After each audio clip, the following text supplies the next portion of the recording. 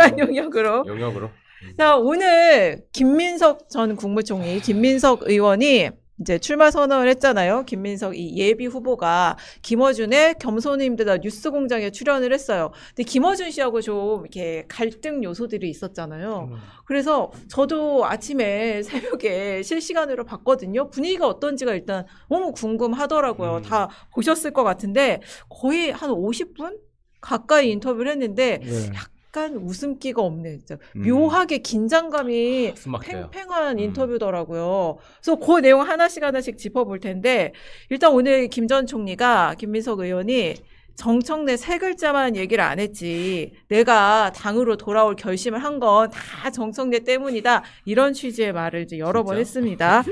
일단 총리 4-5개월 차에 이제 그런 생각을 했다고 하는 대목이 있는데 저희가 영상 준비했거든요. 먼저 보시고 얘기 이어가겠습니다. 저도 이렇게 결정을 하게 될 줄 몰랐는데 한 4-5개월, 6개월 정도 지나면서 자연스럽게 제가 당으로 복귀를 할 수밖에 없겠구나. 그건 꼭 저 개인만의 생각은 아니고요. 제가 그래서 그냥 그런 공감대가 생겼다 이렇게 말씀을 드리겠는데 두 가지 측면이죠. 한편으로는 그 협력이라는 측면이 있고 또 한편으로는 당 자체가 어떻게 집권당답게 가느냐에 있어서 이거 조금 아쉽다라는 생각을 하게 됐습니다. 네. 집권당답게 가야 하는데 그렇지 않다는 걸 임기 이제 한 4-5개월쯤 되니까 그게 느껴졌다. 그러니까 그런 얘기인 거예요. 그래서 제가 그 임기 4-5개월 차에 무슨 일이 있었나 이제 또 복귀를 해봐야 되지 않겠습니까? 제일 나쁜 분이 사실은 사장님이에요. 사장님이 그 벌리는 거. 아니 우리가 근거를 갖고 얘기를 해야 되잖아요. 10월쯤 11월쯤이네요. 그렇죠. 11월 차에 그게 있었어요. 11월쯤에 재판중지법 사건이 있었어요. 사법개혁 이제 처리 대상에 여당에서 재판중지법을 넣었는데 이게 청와대에서 강훈식 비서실장이 직접 그쵸. 등판을 해서 대통령을 그렇게 정쟁의 한가운데로 끌어들이지 말아라. 그게 몇 월이죠? 그게 11월. 25년? 예, 작년 11월. 집권 네. 4-5개월 그러니까 예, 김민석 국무총리가 그때가 한 그런 거예요? 5개월쯤 됐을 때죠. 재임한 지. 그러니까 그때 그런 사건이 대표적으로 있었던 거예요. 그러니까 그때 이제 그런 크고 작은 사건들이 더 있었겠죠? 내가 당으로 복귀할 수밖에 없겠구나. 이런 결심을 했다. 이런 생각이 들었다는 얘기를 했어요. 시점을 밝힌 건 사실 처음이잖아요. 그럴만 사실 했다고 보시나요? 일단 앞을 안 쳐다보고 계시고. 진짜 제가 뭐 받아줘야지. 10몇 월을 그 뭐 대통령을 끌어들이지 말라고 해서 그 아젠다가 뭐예요? 재판중지법. 재판중지법. 네. 근데 저는 뭐 아까 얘기한 것처럼 팽팽한 긴장감이 있었다고 했잖아요. 아니 준비하라고. 네. 아니 그 뭐 자꾸 네. 하길래 막아뜨면 안 되니까. 예. 그래서 말씀드리는 거예요. 예, 예, 방송 예. 전문가로서. 예. 막뜨면 채널 돌아가고. 맞아. 근데 그 팽팽한 긴장감이 있었다. 과거에 저는 뭐 겸공을 잘 안 보지만 그 맨날 히덕거리면서 웃고 즐기고 뭐 이렇게 좀 가볍게 다루는 건데 오랜만에 느끼는 긴장감인 것 네. 같아요. 재미있었어요, 저도. 제가 뭐 한 새벽 3시까지 술 먹고 들어간 다음 날 우리 와이프와 밥 먹을 때 느끼는 긴장감 정도가 별 좋아. 형성된 것 같았는데 좋아. 아니 이 정도는 그때는 괜찮지. 아무 말도 못 하시는 이때는 거 그냥 아니에요? 뭐 이제 그냥 바닥만 보이는 거 아니에요? 그때는? 근데 김민석 전 총리가 굉장히 선방했다고 생각해요. 네. 이거 네. 진짜 어웨이 경기잖아요. 어웨이 경기. 어웨이 경기에서는 왜 그래? 잘 갈라친다 해서. 이 무승부만 해도 진짜 성공하고 홈 네. 경기에서 이제 이기고 승점을 쌓는 게 원래 원칙인데 상당히 잘한 것 같아요. 밀리지 않더라고요. 밀리지 않았고 김어준은 자기 홈 경기고 앵커라는 게 이렇게 게스트가 왔었을 때 사실 이렇게 한다면 내가 주도권을 갖고 얘기를 하거든요. 여기가 주도권 갖고 얘기 못 하잖아요. 이렇게 상대방이니까. 그럼에도 불구하고 김민석 전 총리가 자기가 하고 싶은 얘기 하고 네. 이게 인상적이더라고. 자기 정치 했다고 하는데 그게 유일한 자기 정치라면 나머지는 자기 정치 안 한 거 아닌가? 이런 얘기하는 거 보면서 뭐 준비를 꽤 많이 했네. 상당히 그 대응을 잘하고 있다라고 판단해서 전체적인 맞아요. 총평을 네. 얘기한다면. 근데 네. 저는 그러니까 질문을 끝까지 안 듣고 얘기하고 네. 대답을 끝까지 안 듣고 질문하고 네. 좀 그런 게 느껴졌어요. 네. 그게 서로. 팽팽한 네. 기싸움인 거고. 근데 이제 최근에 김민석 총리가 상당히 이제 공격적으로 변한 이유를 누가 물어봤어요. 그러니까 본인이 김대중 전 대통령 총재 시절 네. 비서실장이었잖아요. 네. 근데 어떤 의원인지 본인이 생각은 안 나는데 김대중 전 대통령이 저 사람은 공격력이 너무 없어. 정치인이라면 공격할 땐 공격해야 돼. 그 말이 기억이 나더래요. 그래서 자기도 지금은 공격해야 될 땐 공격해야 된다. 그래서 이제 나를 세운 것 같고 결국에는 저도 이제 어떤 생각을 했냐면 김어준 저는 씨가 네. 조금 바뀐 것 같아요. 어. 그러니까 그 말은 뭐냐? 정청래 전 대표, 그러니까 팀 김어준은 정청래를 지원한다가 아닐 수도 있겠다. 저는 이 수평선으로 봤을 때 김민석과 정청래가 있었을 때 이 팀 김어준은 이쪽에 와 있었는데 이게 점점 가운데로 올 수 있지 않겠나. 네. 좀 그런 느낌이 들었어요. 그러니까 소위 아니, 말해서 좀 이렇게 그 사람이랑 적대적 관계에 있다고 하면은 보통 그 김어준 씨가 꼬리 지문을 하면서 네, 계속 몰아가는 맞아요. 경향이 있는데 네. 이번에는 딱 그럼 그렇습니까 하고 넘어가는 경향도 있었고 특히나 그 이성윤 의원이 제기했던 의혹 같은 경우에는 본인이 먼저 나서서 네. 더 이상 문제는 없겠네요. 뭐 논란은 없겠네요라고 사실 누구도 그 권한을 주지 않았지만 논란을 종결시켜주는 걸 보았을 때는 어느 정도 이제 친정청래다라고 평가하기에는 애매한 스탠스를 취했다. 그러니까 선택과 집중 전략을 김어준 씨가 오늘 잘 짠 것 같아요. 그래서 이거 논란 아닐 거. 우리가 그때 당시에 김민석 의원 그 담장 넘게 도와준 시민들 인터뷰도 했겠다. 그렇죠. CCTV도 국회에서 얻었겠다. 그래서 그거 초반에 다 해주고 대신 이제 집중할 것이 있었던 거예요.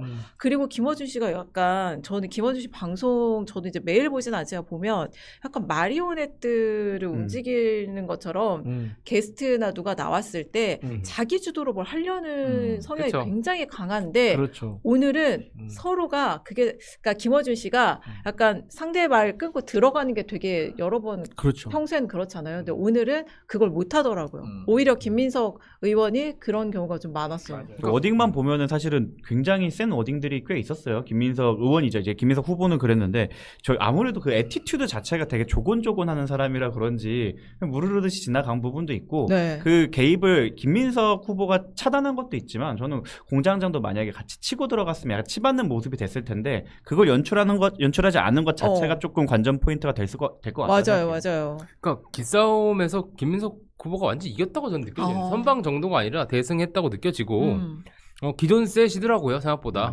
준비를 많이 해 오신 것 같고 이게 여러 가지 재밌는 게 있었는데 저는 그 기억에 남는 건 서울시당 여론조사 넣은 거를 먼저 면전에서 얘기했어요. 까더라고. 네. 그러니까 이거는 굉장히 도발적인 거죠 면전에서. 근데 사실 김어준 씨가 원래 그런 게 나오면 막 파하하 웃어야 돼요. 맞아요. 그 자체를 되게 웃음으로. 근데 못 오늘 웃더라고. 둘 다 안 웃었어. 두 사람 모두 다 웃음이 없었어요. 김민석 후보는 당연히 치고 들어가는 거니까 안 웃어야지. 근데 김어준 총수가 아이고 하면서 되게 이제 큰 그 사내 아이처럼 막 이렇게 해줘야 되는데 전혀 못 웃고 있더라. 그래서 네. 꿀지마 지금 18이 안 됩니다 지금 그런 상태고. 네. 아까 재밌는 표현은 이제 저 혼자만의 생각은 아니에요. 음. 대통령의 의중도 당대표 선거에 있다 이런 음. 등등을 되게 압축해서 잘 얘기하고 오신 것 같아요. 네, 준비가 그러니까 정말 잘 된 것 같아요. 4-5개월 차에 그러니까 나 혼자만의 생각은 아니고 그런 공감대가 자연스럽게 생겼다. 그쵸. 저도 그 부분이 이게 그럼 누구와의 공감대인지는 밝히지 않았잖아요. 근데 이거 대통령과의 공감대라는 뜻이구나. 그렇게 봐야 되겠죠? 저는 이제 여권 사단장님 핵심층이라는 표현을 많이 썼어요. 사단장님 얘기하시니까 생각나는 게 있네. 네. 왜냐면 송영길 의원이 네.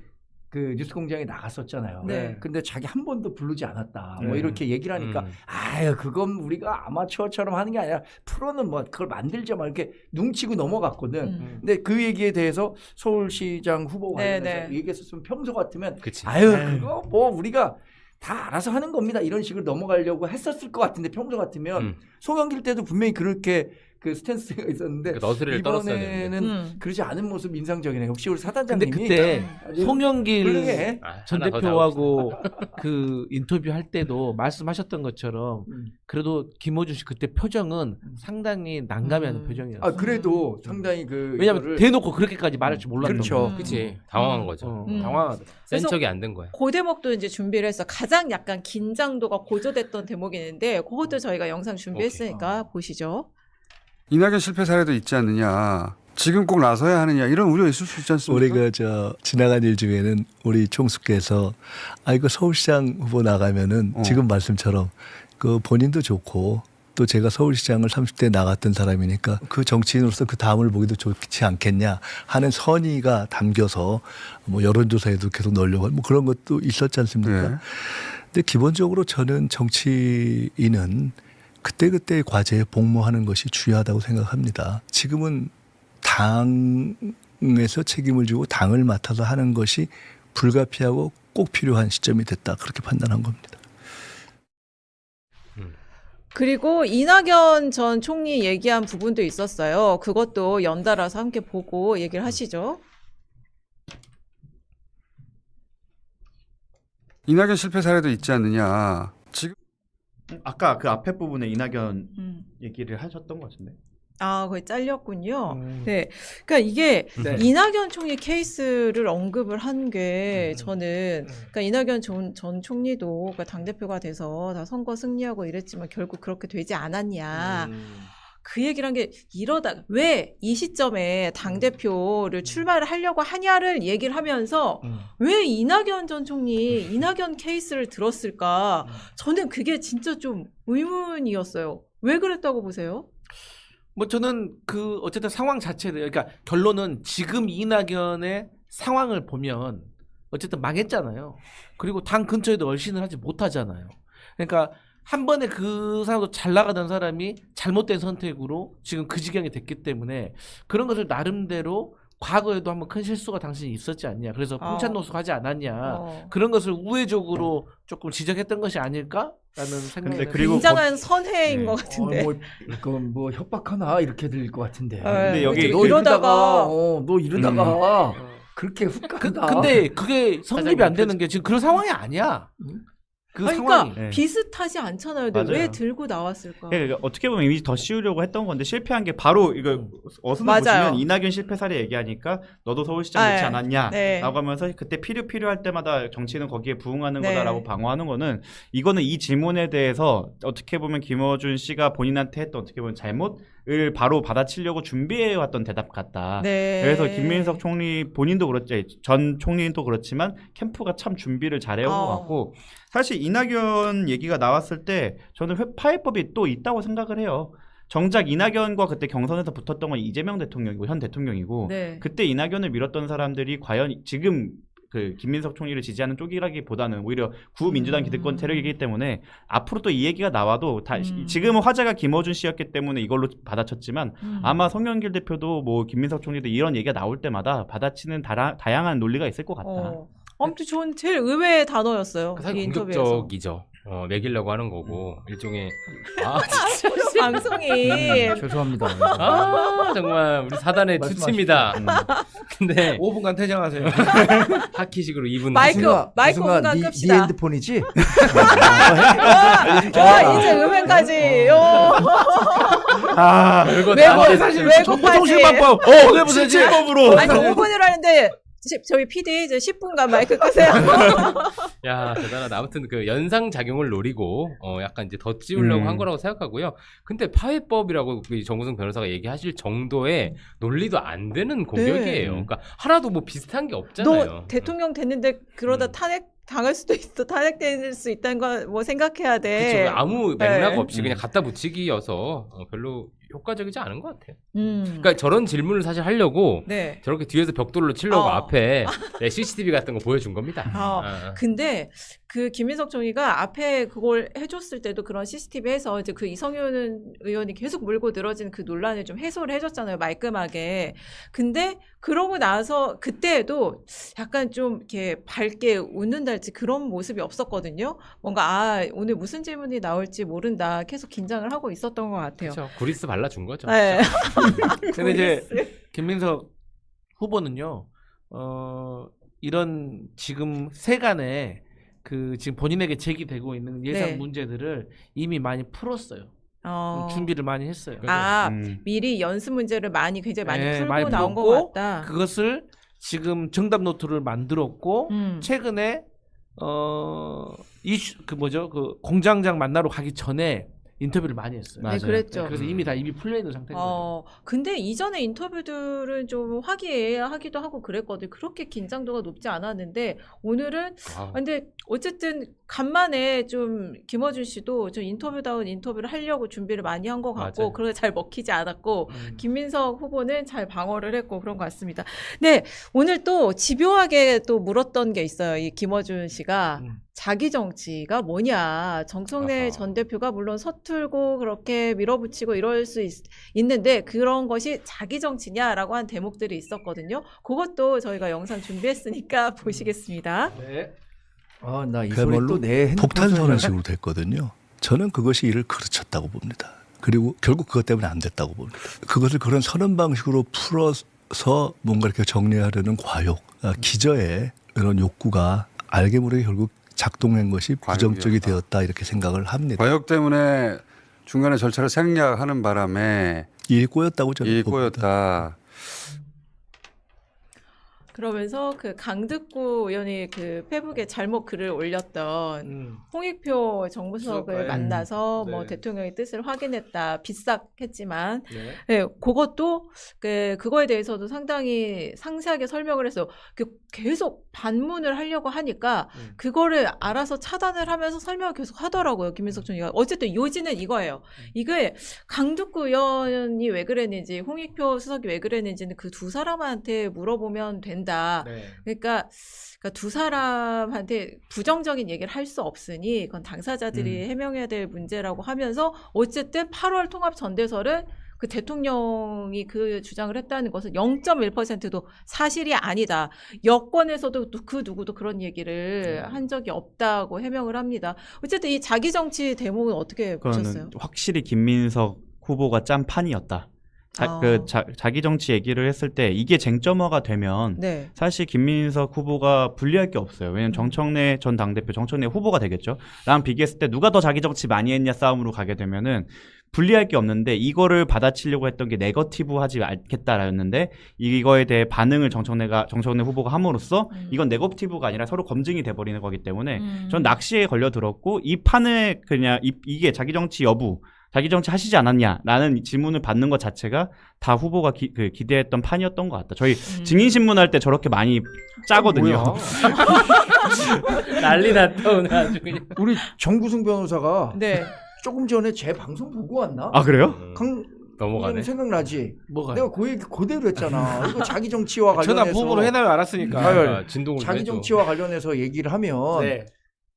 정청래 전 민주당 대표는 하나도 유리할 게 없어요. 네. 왜냐? 지금 민주당 그 지지자들이 판단했을 때 앞으로 당 대표 뽑는데 누구를 뽑아야 당정 관계가 원활하게 돌아갈 거냐. 그거에 대해서 이재명 대통령이 저 사람하고 일하기 내가 불편하다라는 공포 마케팅 했던 거잖아요. 근데 이 자기 정치라는 프레임에 자꾸만 들어오면 들어올수록 정청래 전 민주당 대표는 네. 굉장히 불리해지게 돼요. 네. 근데 그거를 이렇게 물게 된 거야. 그렇게까지 할 필요 없었을 거라고 생각하는데 저도 그 동감합니다. 그래서 내 방송 받는 줄 알았는데. 그랬나 보네. 근데 이제 그게 정청래 대표의 스텝이 좀 꼬인 게 뭐냐면 본인도 나름대로 총알을 몇 발을 장전을 해놨어요.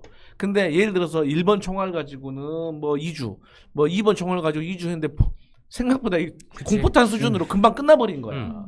그런 상태에서 김민석 총리가 치고 들어오니까 대응을 해야 되고 더 중요한 건 뭐냐면 이게 3자 구도의 묘미인데 결국 송영길 전 대표도 여기에 참전을 해버리잖아요. 그러면서 송영길 전 대표한테도 물어보잖아요.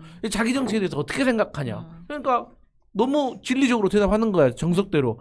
자기 정치 안 하는 사람이 어딨냐. 네. 다만 국가나 당이나 이런 대의와 함께 가야 되는 거지. 그게 없이 자기 정치만 하려고 하면 욕먹는 거다. 네. 이게 같이 가면 욕 안 먹고 당연히 한다. 네. 그러니까 결론적으로는 이게 또 정청래 대표에게는 전 대표에게는 이제 치명상이 되는 거고 결론적으로 시간 순으로 제가 적어왔거든요. 25년 9월에 뭐 네. 25년 11월 2026년 6월 뭐 합당 보안 수사 대통령 뭐 사진이라든지 1인 1표제 조의대 청문회 강행하고 막 그러니까 너무 이게 많은 거예요. 네. 그리고 근데 그 중에서 이제 탑으로 꼽은 것은 김민석 총리는 어쨌든 합당을 탑으로 뽑은 거지. 네. 왜냐?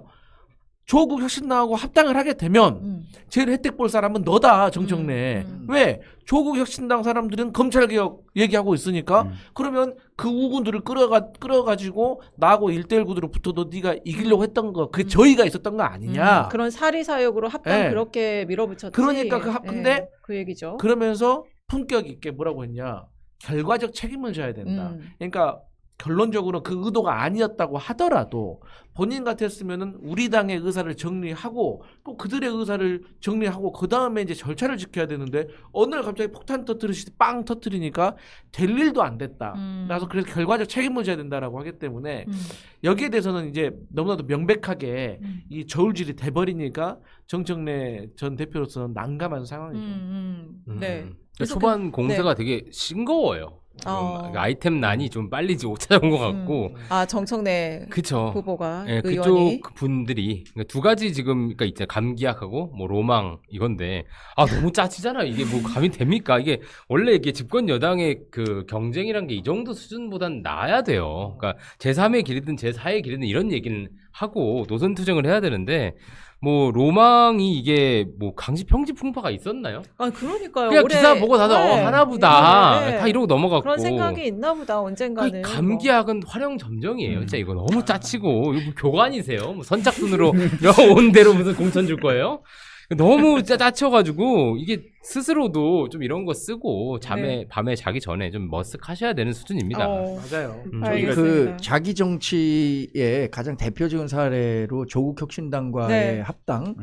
저도 일정 부분 공감합니다. 왜냐하면 제가 그때 이런 생각을 했었거든요. 그때가 주가지수가 코스피가 5천을 돌파한 날에 그날로 얘기를 해갖고 야 이거 주가지수 5천 맞아. 공약 발표한 거 그대로 달성한 날인데 이걸로 그냥 판이 깨지는구나 이런 식으로 좀 하기도 했지만 저도 이런 그 뭐 과거의 역사에서 상황들을 보면 청나라가 이제 그 명나라를 치기 전에 만몽연합이라는 걸 합니다. 만주족과 몽고족과의 연합을 통해서 내가 청나라 침범할 때 몽고족이 우리를 후위에서 공격하지 않도록 이걸 한단 말이에요. 그러면 너에 대해서 내가 일정 부분 몫을 주겠다라고 해서 만몽연합이 이루어진 이후에 명나라를 침공하러 가는 거예요. 그때 당시에 저도 파악하기를 제가 이렇게 그 민주당 보면 정청래 민주당 대표는 분명히 그때도 연임에 대한 의지가 있었을 거고 1인 1표제 뭐 도입했고 그러면 나를 지지할 사람들을 한 명이라도 더 데리고 와야 되는데 대거 데리고 올 수 있는 방법이 조국 혁신당과의 합당이잖아요. 저는 그래서 이 부분을 딱 자기 정치의 가장 대명사 격이다라고 지적한 것에 대해서 정청래 민주당 전 대표도 조금 하지 않았을까라는 생각이 들더라고요. 그러니까 그때가 클라이막스가 됐던 것 같아요. 아까 그 재판 중지법 때도 이게 그 기억을 되돌려 보면 저희 그 여의도 브라더스 김정현 기자 그때 취재를 한 내용이 대통령이 핵심 참모들 모아놓고 당에서 불필요한 일을 너무 무리해서 한다. 도와주지는 않고 막 이런 얘기를 했다고 했었거든요. 근데 그게 이제 합당 국면에서 최고조에 이른 거 아닌가.